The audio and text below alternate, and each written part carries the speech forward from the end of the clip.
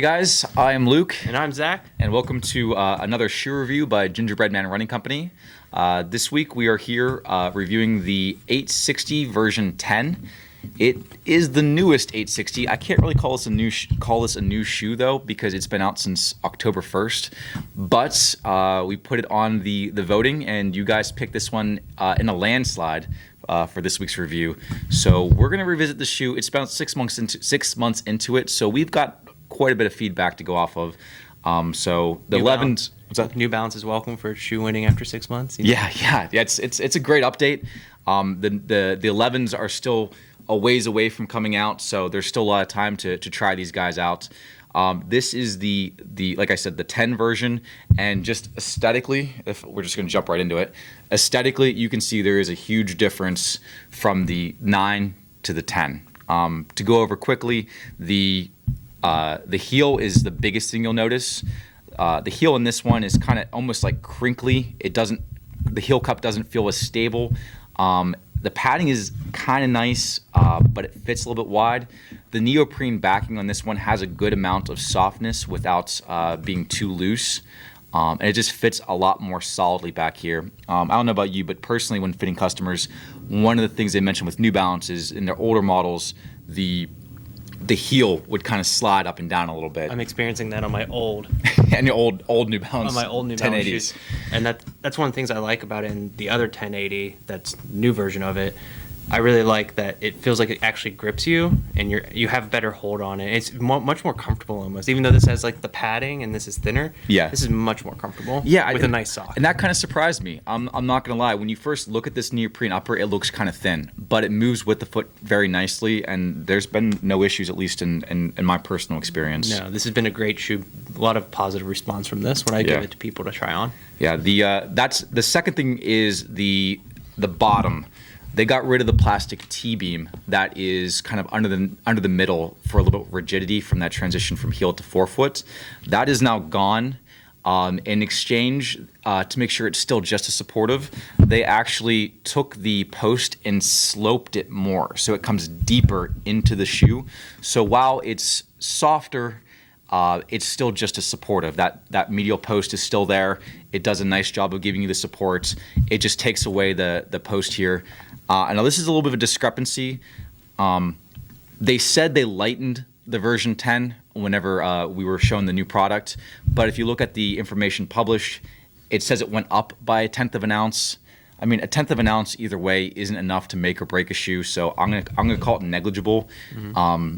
But they did say that by taking this out, it would make it lighter. Yet the stuff they published, the numbers have actually gone up by 1/10. So take it or leave it. 9.6 ounces, 10 millimeter ramp. So again, pretty standard. None of that changes. I do think, and again, this is my own personal experience, I do think that the ultra heel foam that they used is softer in the newer model. This feels a lot more softer when you put your heel into the 10 version than it did in the 9, and I like that a lot. It still gives a lot of support with a little bit more softness, and transitions very nicely without that T-beam heel trussic. Lastly, they did lift the toe a little bit. The distance from the toe to the ground is called the spring of the shoe, and the spring is up a little bit higher. Most people don't have any issue with that, but if that's something that does bother you, if you don't have that range of motion, all that's designed to do is to kind of transition off the ball of the foot a little bit more smoothly for more of a kind of a running kind of feel. I don't personally have any opinion about that, but something worth mentioning since it's something that they changed in the newer model. I had a customer call it elf toes, and I'll never call it anything else. Elf toes. Elf toes. One thing I do want to point out is aesthetically, it's just a much better looking shoe. It doesn't look, Corrective. They did a very good job of blending the medial post in.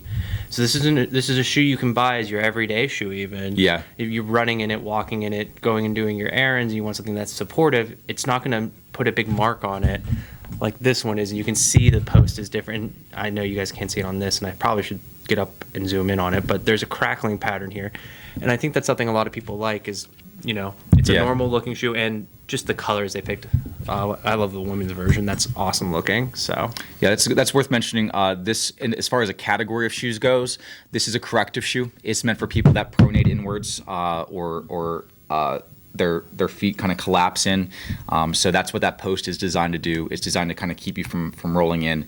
If you wear a neutral shoe, this is not the shoe for you. It'll overcorrect you. It'll make you end up walking like a cowgirl. So kind of keep that in mind, that this is more for a corrective shoe.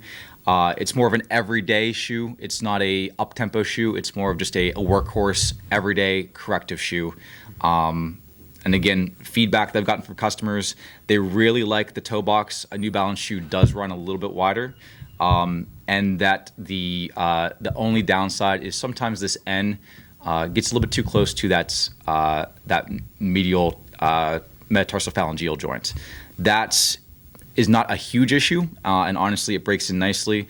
But if that is something that bothers you, just check out a wide. New Balance is the brand that does the most options as far as wides go.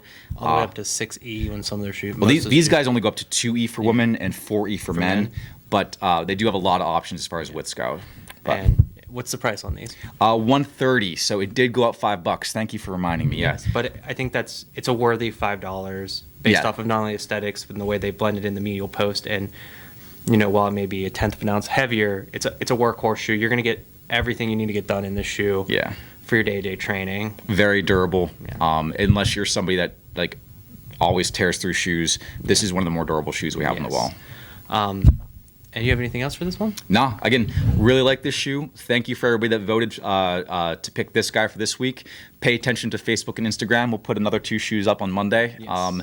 After we get this video out. Sorry that we're late getting this video out. Honestly, it's been busy.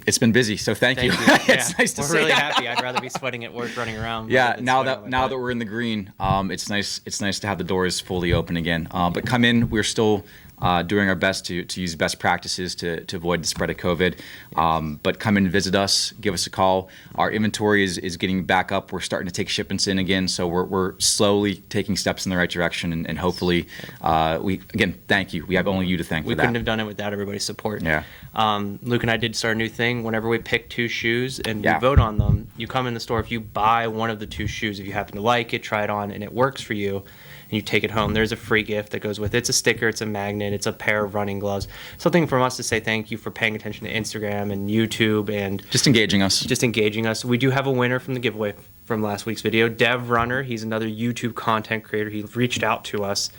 He's out west, and he asked us about some stuff, and he reached out, and his comment was kind of like the top comment. Do we have the music? Oh, yeah, we have music. So thank you to Brandon Payne from That Painful Music, Payne. I guess, we'll link him somewhere. We're going to link him. It's going to try and shoot it for here. I'm not very good at it yet. But he's a buddy from our Indiana store that now I think he still coaches at Homer Center. He does some music on the side, and while he's been bored with this whole shutdown, he's been tooling around and got us some intro and outro music. So thanks, Brandon. Yeah, thank you. We really appreciate that, and we're going to try and send you a gift as a thank you as well. So everybody keep running and we'll check out his music. Yeah, and check out his music. It'll be in the link below. All right, bye forever.